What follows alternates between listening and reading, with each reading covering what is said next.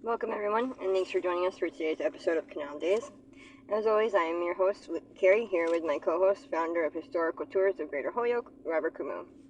Our Canal Days series delves into the vast collection of historical sites throughout Massachusetts, with Robert's expertise of the local history as our personal guide. Each episode, we uncover history throughout local communities, highlighting historic landmarks and uncovering their seminal significance. Today's episode of Canal Days, we'll be learning about the St. Valentine Polish Nation Catholic Cemetery and Church in Northampton, Massachusetts. Educate us on the church's early history. It's a fine church with a nice little campus and cemetery. So I'll tell you about this. It's at 127 King Street. It's not far away from a Catholic church, right about 100 feet away. So we're going to talk about today what style, what history, what the cemetery was, where the rectory was. And the church was made and finished in 1932. And on September 7th, 1931, groundbreaking happened. So they finished it in less than a year because on August 7th, 1932, there was a dedication day. And it's blessed by the equivalent of a bishop. It's called a prime bishop. And it's a nice little church. And it has a nice history. And also, it has a lot of pastors that have spent a lot of time here. Has a wonderful website with history on it. And there's also a book format about that history too. So, and there's also lots of interesting buildings around it. Being on King Street, the whole neighborhood has a lot of really cool looking buildings. So it's a great place to go visit. And clarify what cemetery is associated with the church. Well, its cemetery is its own, but it's in Hatfield, not in Northampton. And so the St. Valentine's Church has a cemetery called the Holy Trinity Cemetery. Right. And I've written a history about that cemetery itself. And like all things, I think it's worth visiting. It's on Elm Court Road, found in 1931. And this cemetery has beautiful gates. The earliest burial is probably 1931 itself, but there's some earlier burials not marked on the stones with their cenotaphs. And there are two men within this cemetery that committed suicide, and they're easy to find. One is incredibly far away in the far corner, in the back right near the fence, and the other one's is right off to the side of the chapel area, and that was also on the edge of the property when it is divided by the 1931 property line. So you put them on the edge of the property line. When they expanded, they put the other one back much further. But it's a nice cemetery. A lot of war veterans are inside of here.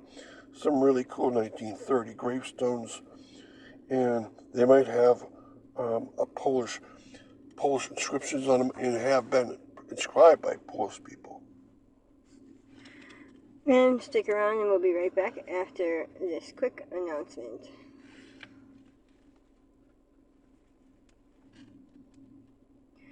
Are you fascinated by local history and eager to investigate the obscure treasures off the beaten path throughout the state of Massachusetts? Or maybe just seeking an unforgettable cultural activity for family and friends to enjoy? Look no further than Historical Tours of Greater Holyoke, founded by Robert Kumo.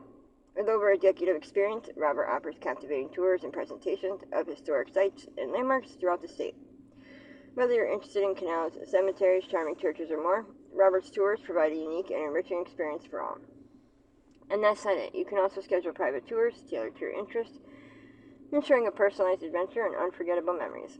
Perfect for families or groups of all sizes, making for an exciting hands-on learning experience that brings history to life. Simply visit holyokecanaltour.org or email bobcat4214, capital B, at yahoo.com to book your private tour today. So, getting back to our episode on the St. Valentine Polish Nation Catholic Church in Northampton, Massachusetts, disclose where the rectory is located. The rectory has been in many locations through the years. Like in a lot of churches, the first rectory is not always exactly with the church because you're still building up the congregation of people, you're still building the church. So the first rectory was at 200 King Street. And remember, this church itself was at 127 King Street. That means it's on the opposite side of the street. And then in 1935, they built one very close to the present location on 8 Edwards Square. And in 1941, they built one right in back of the church. And that one's certainly still there, but I bet it's not still used by the rectory for this church, but I'll check into that. And characterize the architectural style of the church. Well, because it has capstone on all the windows, all the doors, and even on the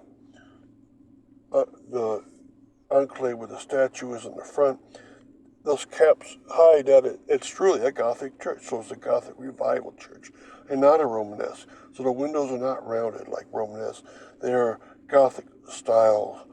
And for that reason, it was made very much like most Catholic churches are made. And of course, even though it's not, it's a Polish national church, then it's outside that religion, but it tries very hard to follow the tenets of the Catholic denomination. Now, the first priest was Leopold Dabrowski, and he was the pastor here from 1932 until 1934. Then Walter Pawlowski was the pastor from 1941 to 1944. And then a Francis Kaminsky and a Julian Pagelski. All right.